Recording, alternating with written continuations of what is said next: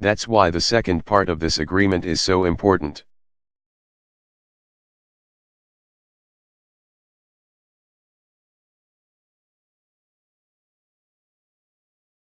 It establishes a bipartisan committee of Congress to report back by November with a proposal to further reduce the deficit.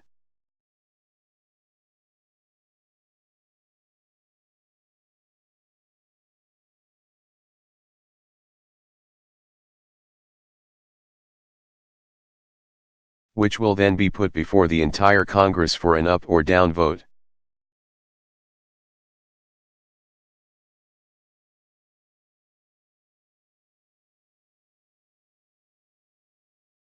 In this stage, everything will be on the table.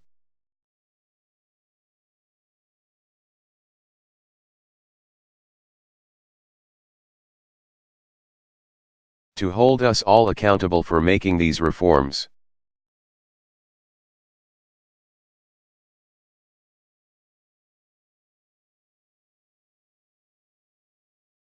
Tough cuts that both parties would find objectionable would automatically go into effect if we don't act.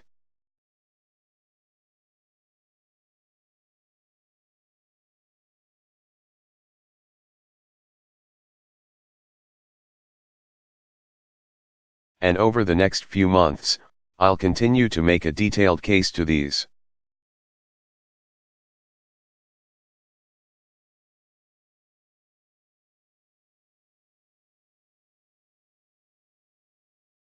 Lawmakers about why I believe a balanced approach is necessary to finish the job.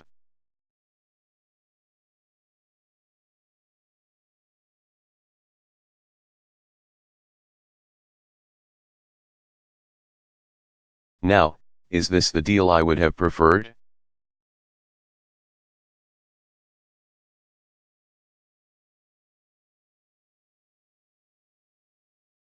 No, I believe that we could have made the tough choices required on entitlement reform and tax reform right now.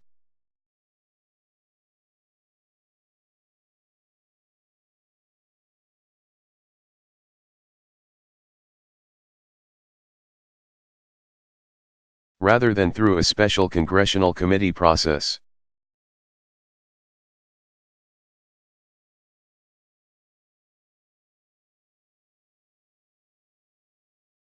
But this compromise does make a serious down payment on the deficit reduction we need.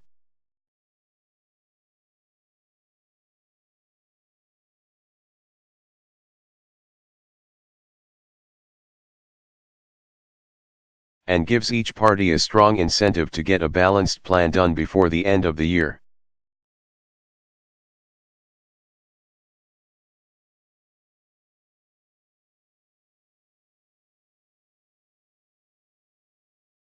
Most importantly, it will allow us to avoid default and end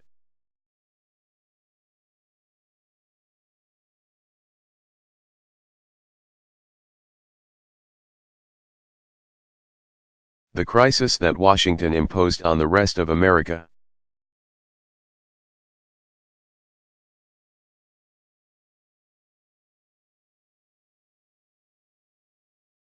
It ensures also that we will not face the same kind of crisis again in 6 months.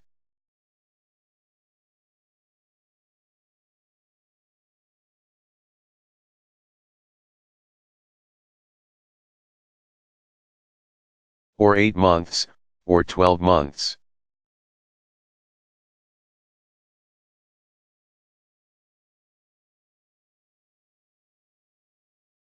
And it will begin to lift the cloud of debt and the cloud of uncertainty that hangs over our economy.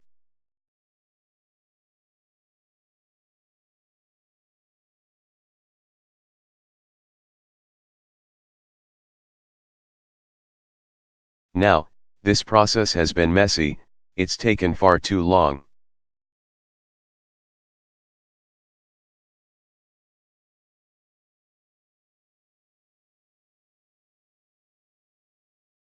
I've been concerned about the impact that it has had on business confidence.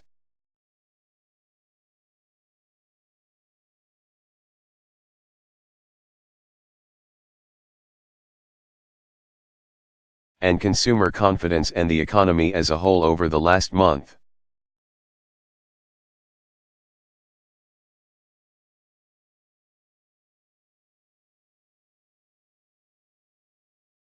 Nevertheless, ultimately, the leaders of both parties have found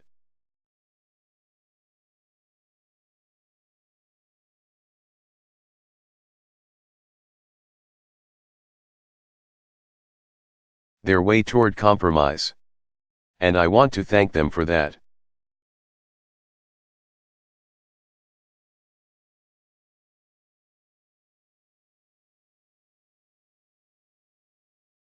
Most of all, I want to thank the American people.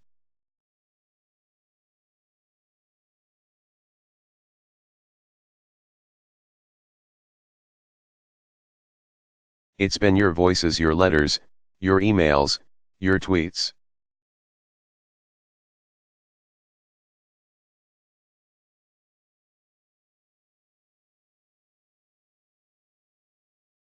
Your phone calls that have compelled Washington to act in the final days.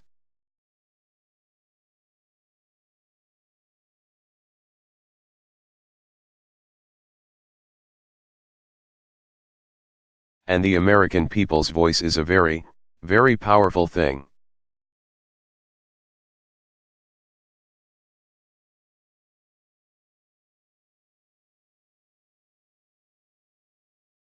We're not done yet.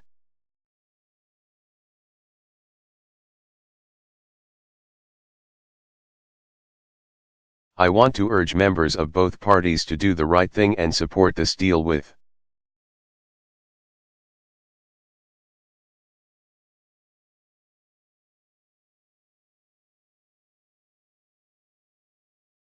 your votes over the next few days. It will allow us to avoid default. It will allow us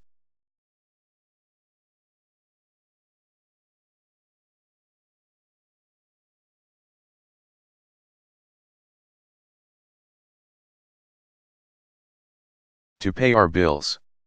It will allow us to start reducing our deficit in a responsible way.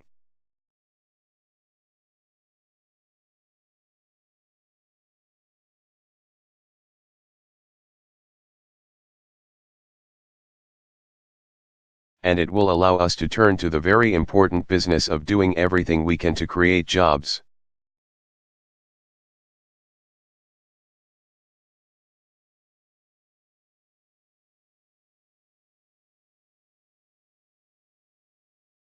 Boost wages, and grow this economy faster than it's currently growing.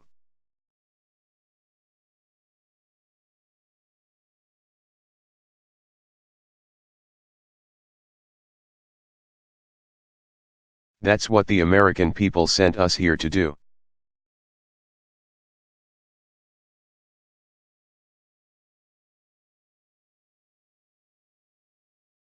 And that's what we should be devoting all of our time to accomplishing in the months ahead.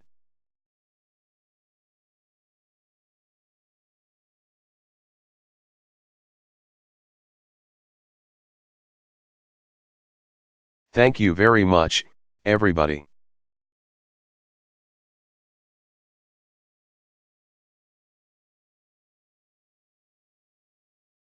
Barack Obama.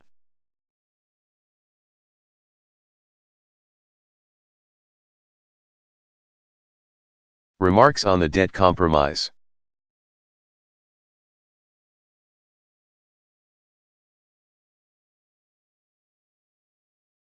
Delivered August 2, 2011, Rose Garden, the White House.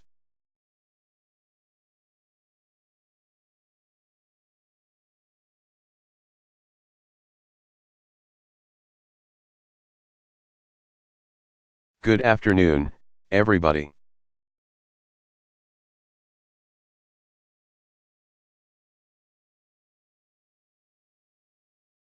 Congress has now approved a compromise to reduce the deficit.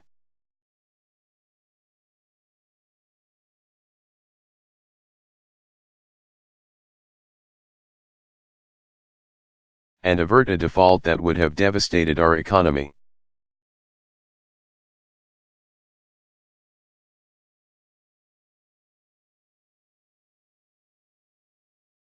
It was a long and contentious debate.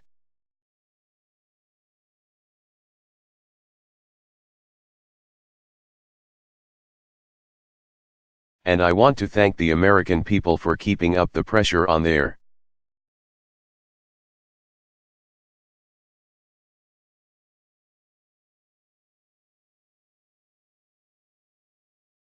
elected officials to put politics aside and work together for the good of the country.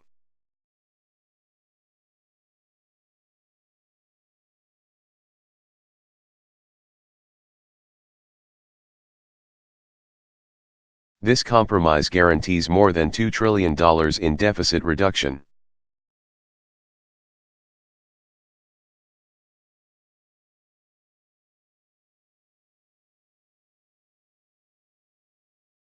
It's an important first step to ensuring that as a nation we live within our means.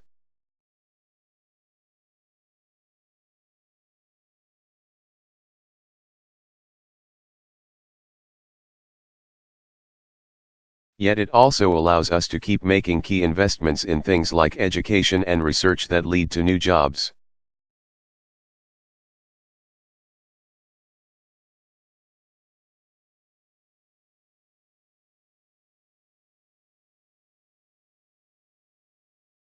And assures that we're not cutting too abruptly while the economy is still fragile.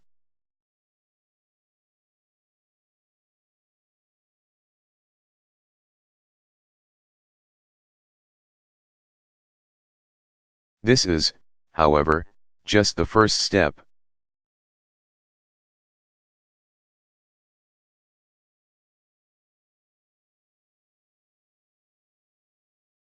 This compromise requires that both parties work together on a larger plan to cut the deficit.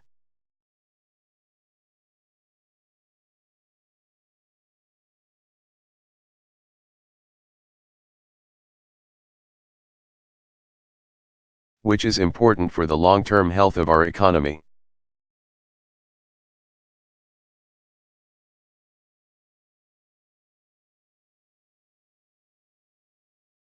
And since you can't close the deficit with just spending cuts,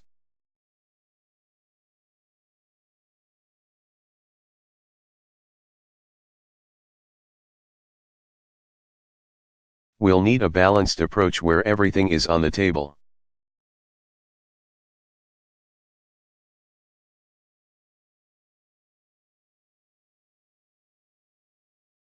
Yes, that means making some adjustments to protect healthcare.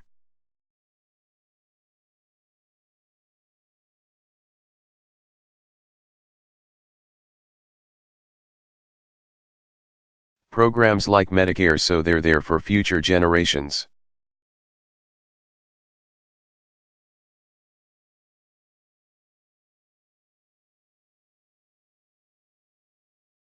It also means reforming our tax code so that the wealthiest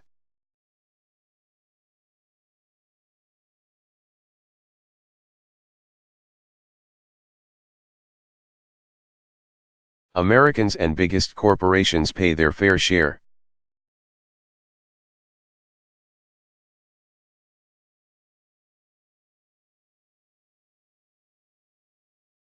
And it means getting rid of taxpayer subsidies to oil and gas companies.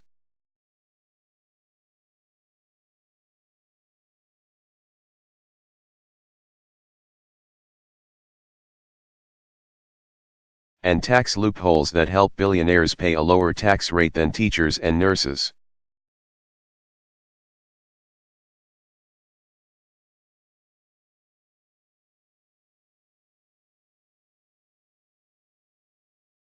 I've said it before, I will say it again.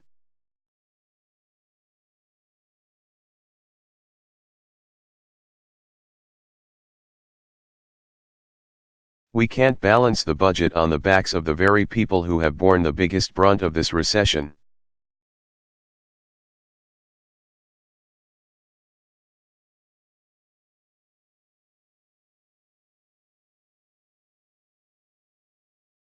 We can't make it tougher for young people to go to college.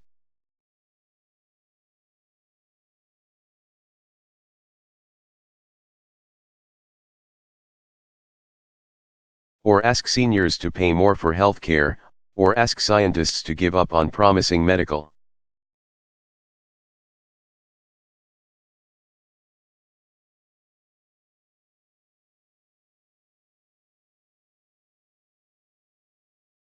Research because we couldn't close a tax shelter for the most fortunate among us.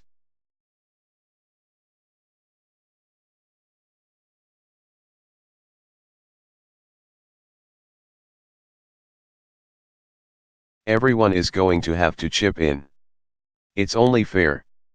That's the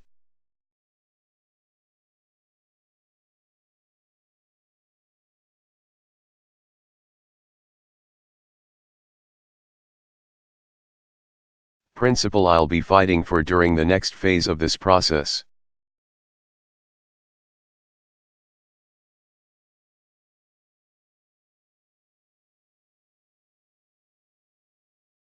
And in the coming months, I'll continue also to fight for what the American people care most about.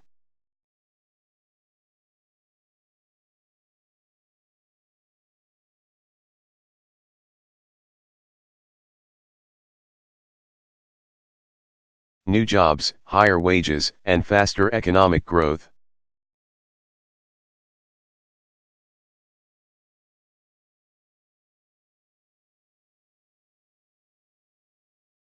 While Washington has been absorbed in this debate about deficits,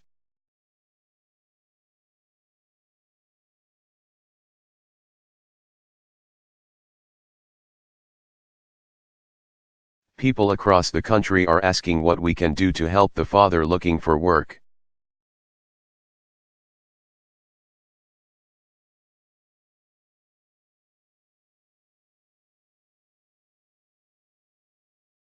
What are we going to do for the single mom who's seen her hours cut back at the hospital?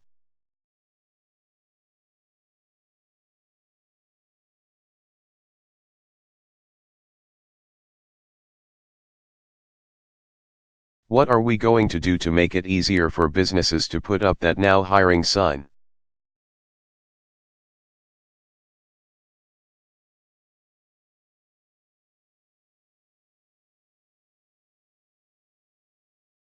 That's part of the reason that people are so frustrated with what's been going on in this town.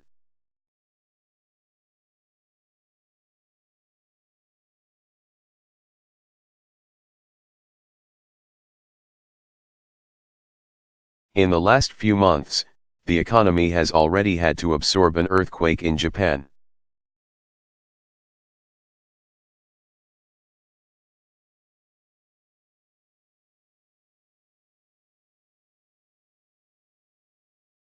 The economic headwinds coming from Europe.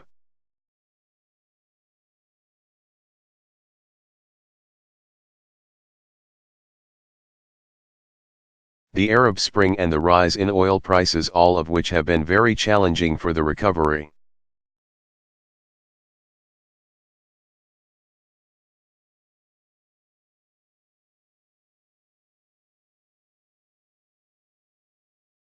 But these are things we couldn't control.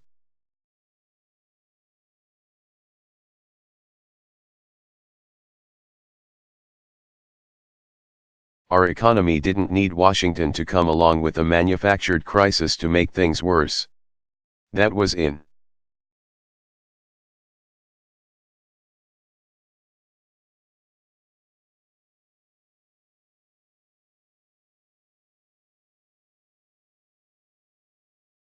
our hands. It's pretty likely that the uncertainty surrounding the raising of the debt ceiling for both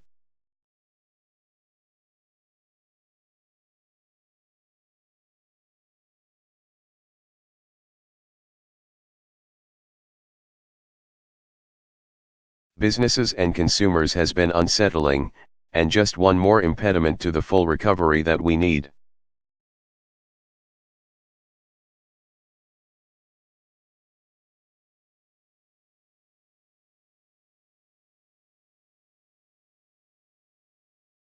And it was something that we could have avoided entirely.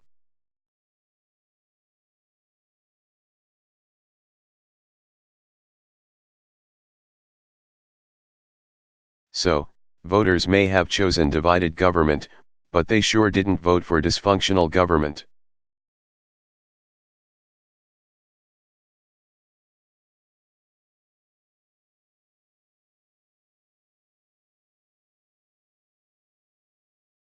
They want us to solve problems. They want us to get this economy growing and adding jobs.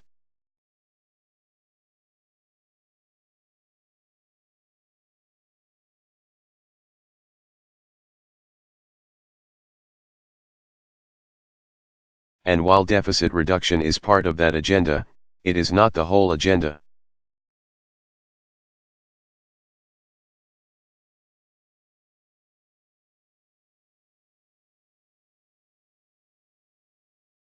Growing the economy isn't just about cutting spending.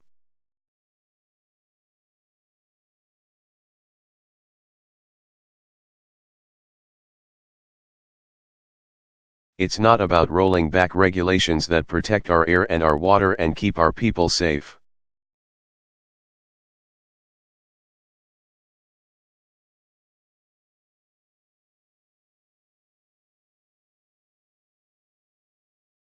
That's not how we're going to get past this recession.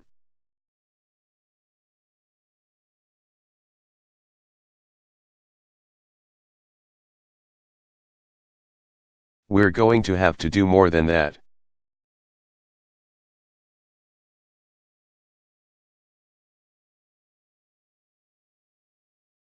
And that's why, when Congress gets back from recess, I will urge them to immediately take some steps bipartisan.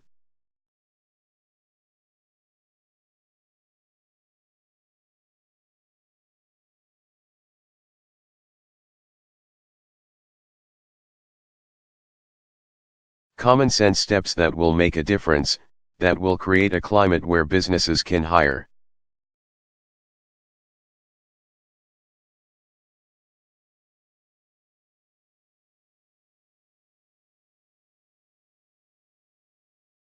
Where folks have more money in their pockets to spend, where people who are out of work can find good jobs.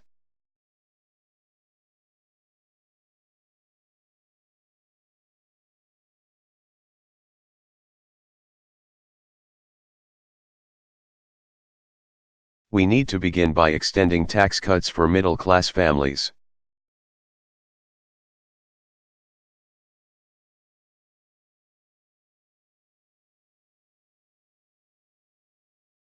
So that you have more money in your paychecks next year.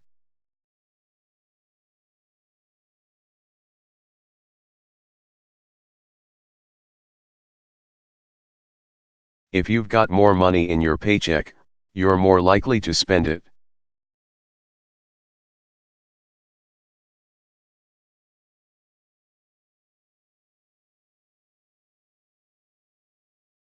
And that means small businesses and medium-sized businesses and large businesses will all have more customers.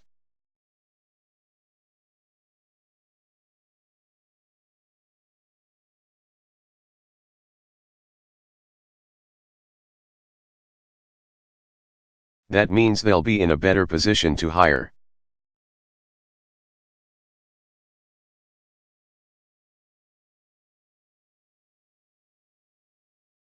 And while we're at it, we need to make sure that millions of workers who are still pounding the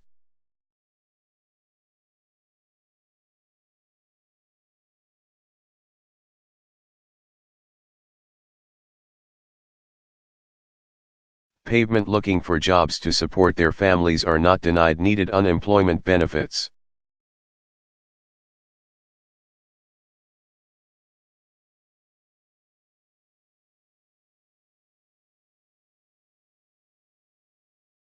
Through patent reform, we can cut the red tape that stops too many inventors and entrepreneurs.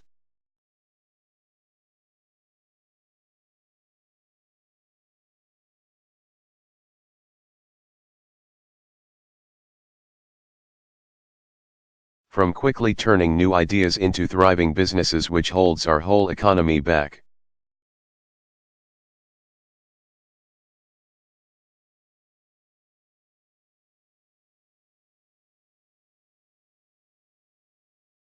And I want Congress to pass a set of trade deals we've already negotiated that would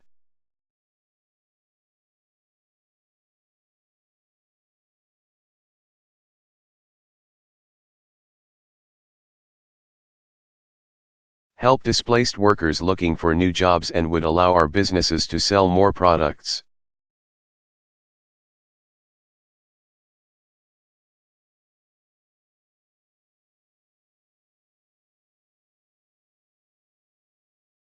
In countries in Asia and South America, products that are stamped with the words "Made in America."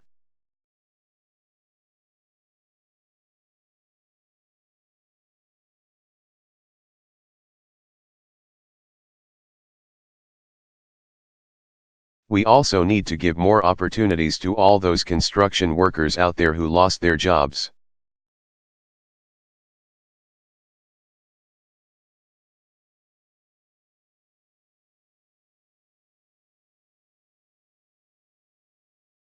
When the housing boom went bust, we could put them to work right now.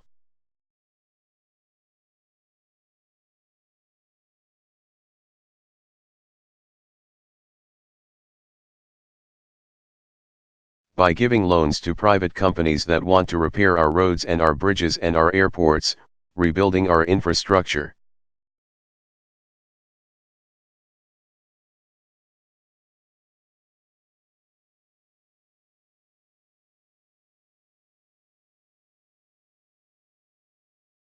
We have workers who need jobs and a country that needs rebuilding.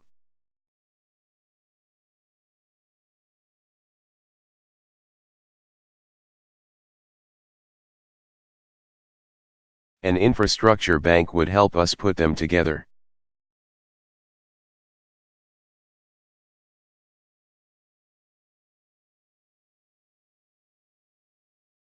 And while we're on the topic of infrastructure, there's another stalemate in Congress right now.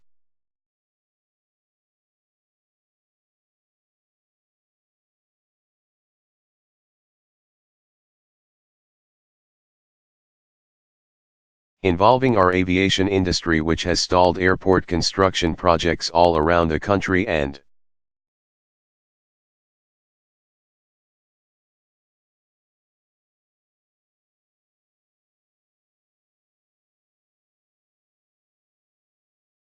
put the jobs of tens of thousands of construction workers and others at risk because of politics.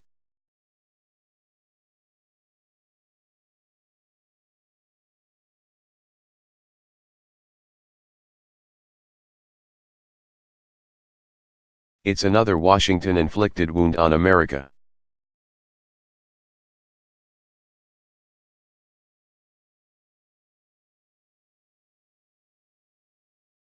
And Congress needs to break that impasse now, hopefully before the Senate adjourns, so these folks can get back to work.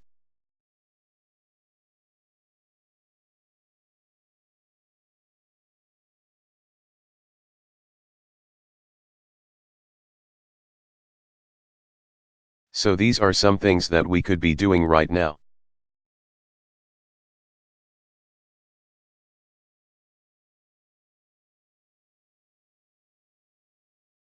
There's no reason for Congress not to send me those bills so I can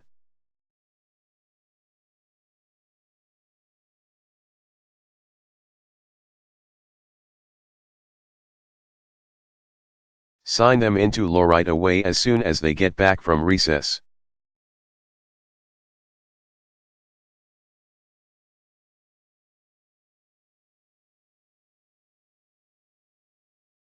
Both parties share power in Washington, and both parties need to take responsibility for improving this economy.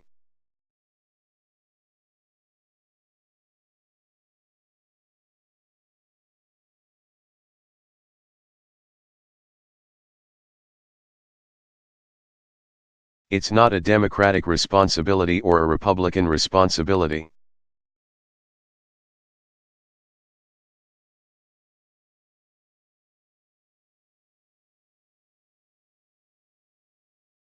It is our collective responsibility as Americans.